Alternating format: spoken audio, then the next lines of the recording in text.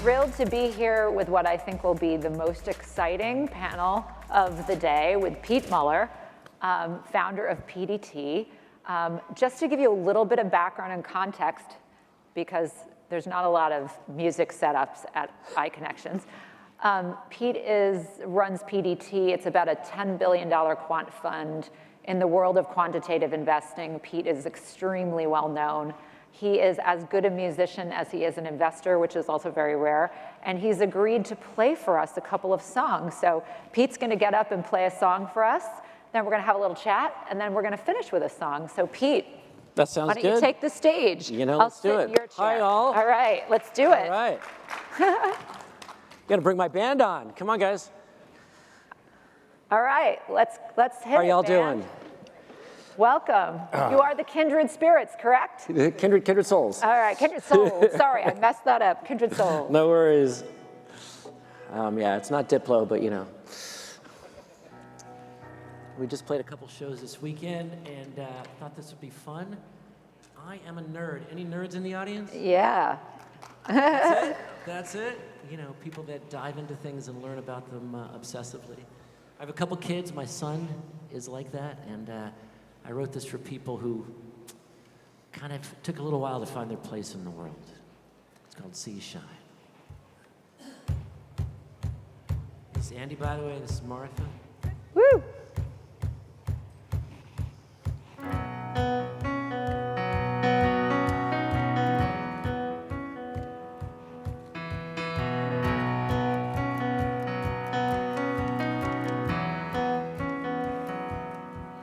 Got your telescope in the backyard. You look into every evening, imagining adventure, a dreaming and a scheming. One day you're gonna get there, though it's so far away, blasting through the atmosphere. I see you shine. I see you shine. You are drawn to the light, choosing sides on the playground. They picture life. Like a loser, longing for a friend. Finally that bell rings. You make your way inside. Richard Feynman, Stephen Hawking, make you come alive. I see you shine. I see shine. You are drawn to light. All those cool kids in high school, they don't get too far. 'Cause when it comes so easy, you don't dream.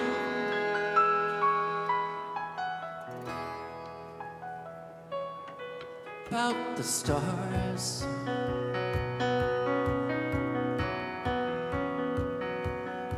About the stars.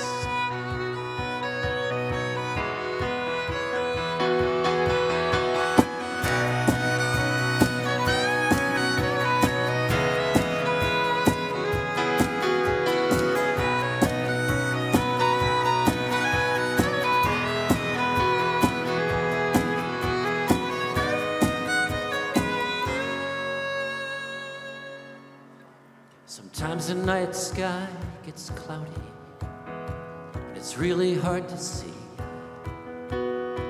Just trust that voice inside you. It'll show you what might be. I see you shine. I see you shine. I see shine. I see you shine. You were drawn to the light. I am drawn to your light.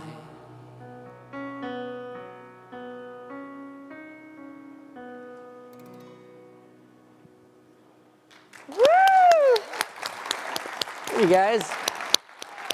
Kindred All right. souls, don't go too far. We're going to have another song from Pete to end the session, but first I just want to have a little chat with you. Cool. Is that called I See You Shine? That's I See You Shine. That's beautiful. Thank you. We switched seats. I was over there I a second know. ago. I didn't want to be so close to the drummer. I understand. A lot of people feel that way, actually. Exactly.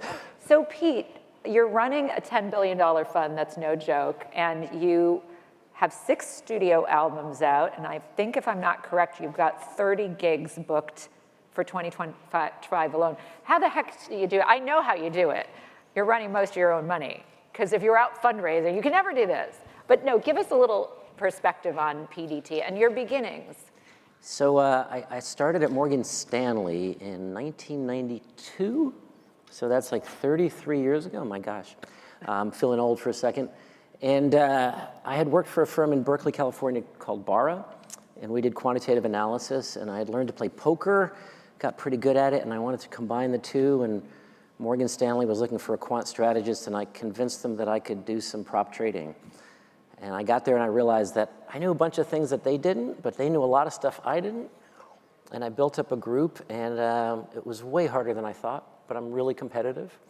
And we figured it out. I got lucky. I had some great people to work with, and ended up doing pretty well there. I think you're being a little humble. I think you were pretty important at Morgan Stanley. I think you were a large part of their profit pool for a while. We did, it took us a year or two to figure things out, and it was a great time for Quant. It still is a great time for Quant. I think it'll always be a great time for Quant. And yeah, it was great. But you know what happened was, after I figured it out, we were doing really well, and I actually was, I was the highest paid person at the firm, and we made our own rules. We dressed incredibly casually. You'd think, you know, I was very competitive, I was obsessive.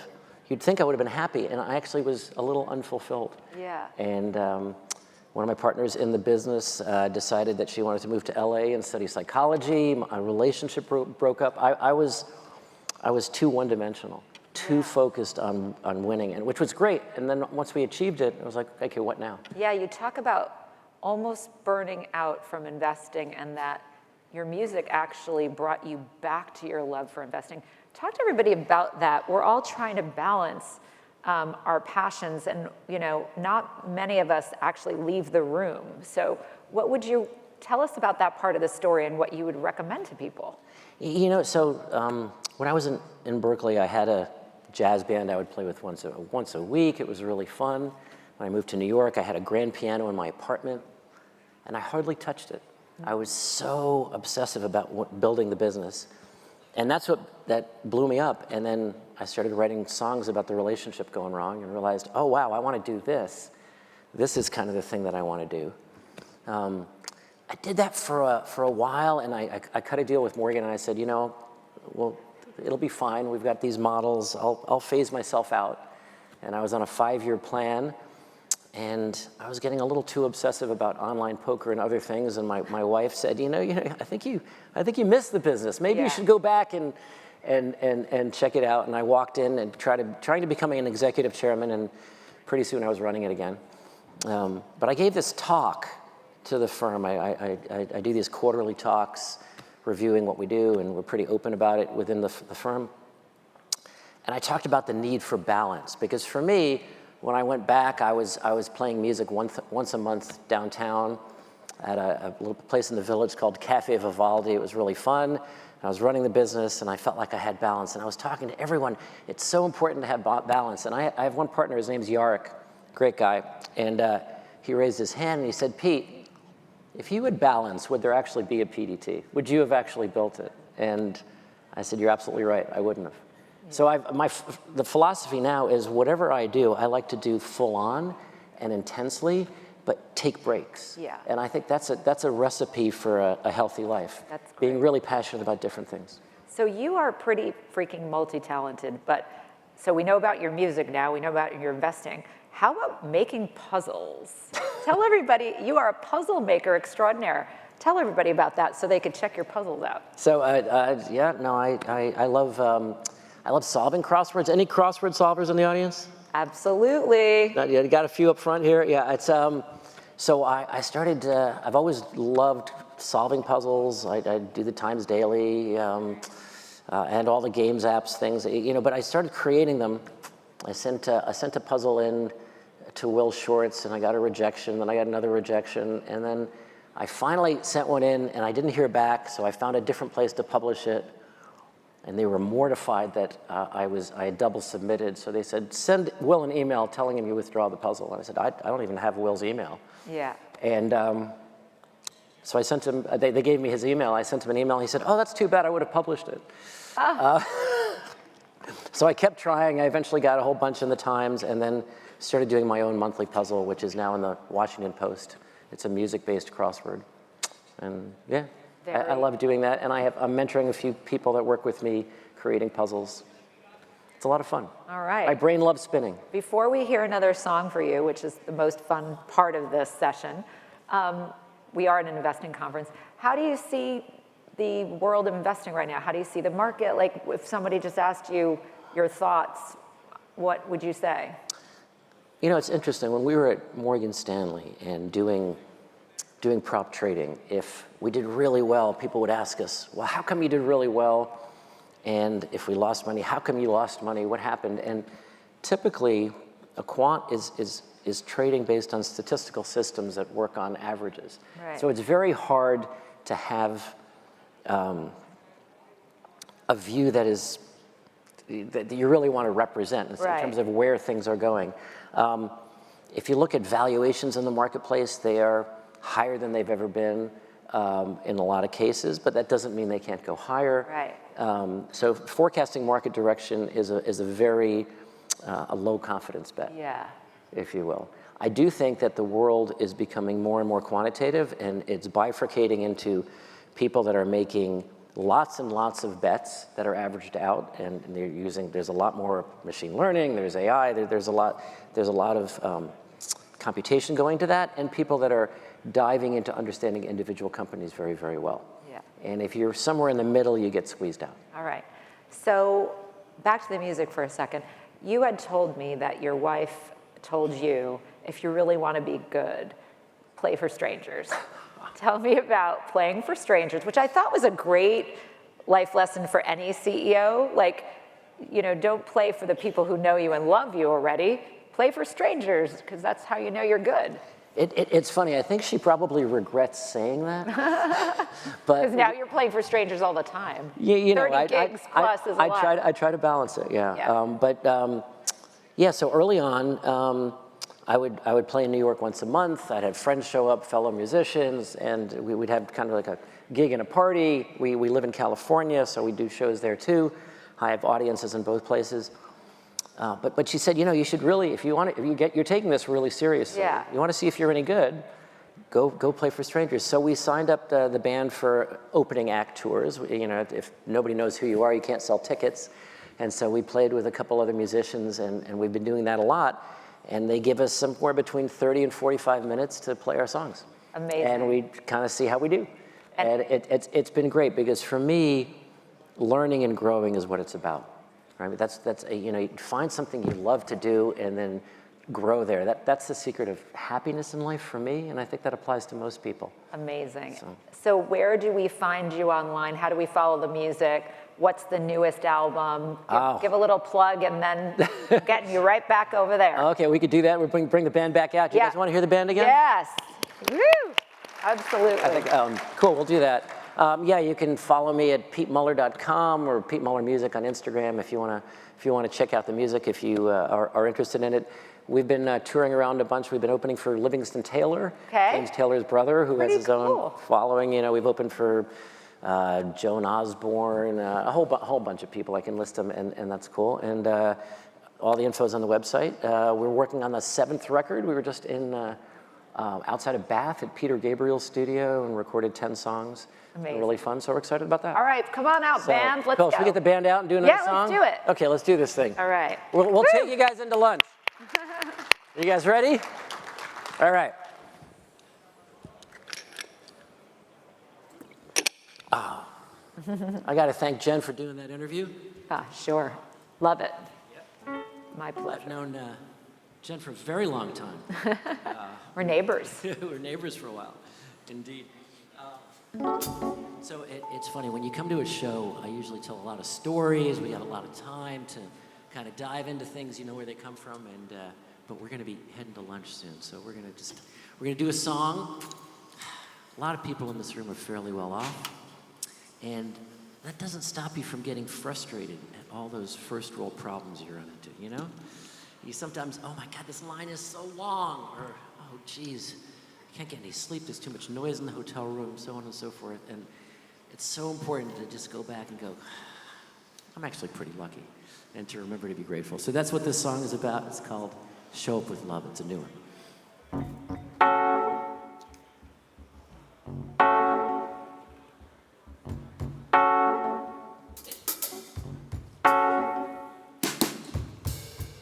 Flimsy hotel room blinds, letting in the light. I'm not getting any sleep. Gonna be a long night. My flight was 3 hours late. Couldn't find a crew. I'm starting to get upset. Gotta fix my attitude. When the road gets rocky, when you're feeling stuck, when life is slapping you around just like a hockey puck, show up with love, show up with love, show up with love.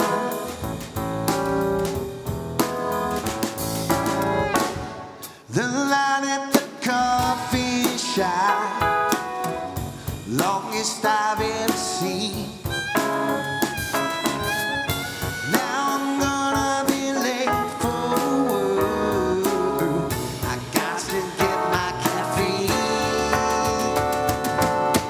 When the road gets rocky, when you're feeling stuck, when life is slapping you around just like a hockey puck. Show up with love, show up with love, show up with love. Show up with love, show up with love, show up with love. Kindness can't fix everything.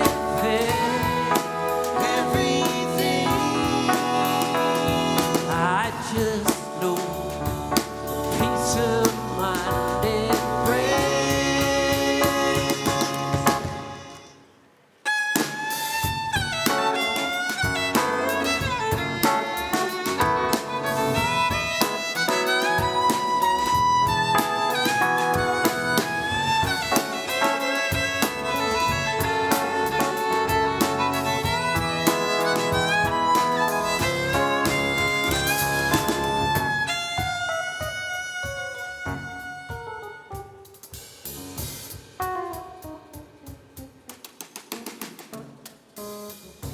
Are your first world problems getting you down today? A swarm of tiny frustrations, yeah, getting in your way. When the road gets rocky, when you're feeling stuck, when life is slapping you around just like a hockey puck. Show up with love, show up with love, show up with love. If you're feeling angry, if you're feeling sad, if you lost all the patience that you wish you had, show up with love, show up with love, show up with love, show up with love.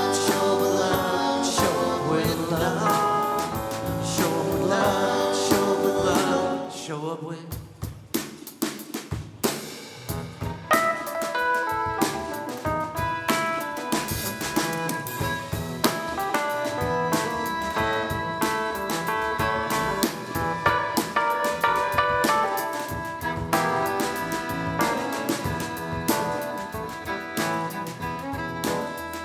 Show my love. Show my love. Show my love. Show my love.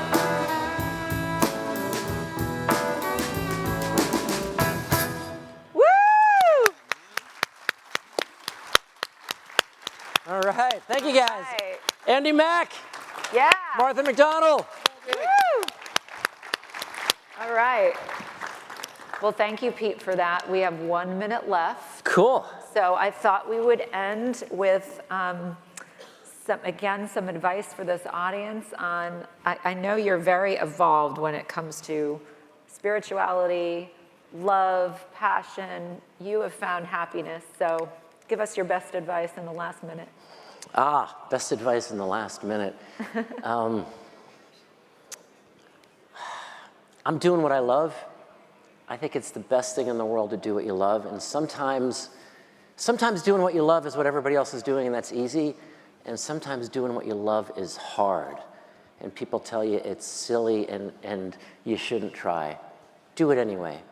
If you listen to your heart, if you listen to your gut, even if it's telling you something that's contrary, even if nobody else is hearing it, but you know it's true, that's just how it's always worked for me, and I think that's how it works for most humans. In terms of just like, follow your passion. And, I didn't do that in my career early on and that's why I burned out, and I learned from that.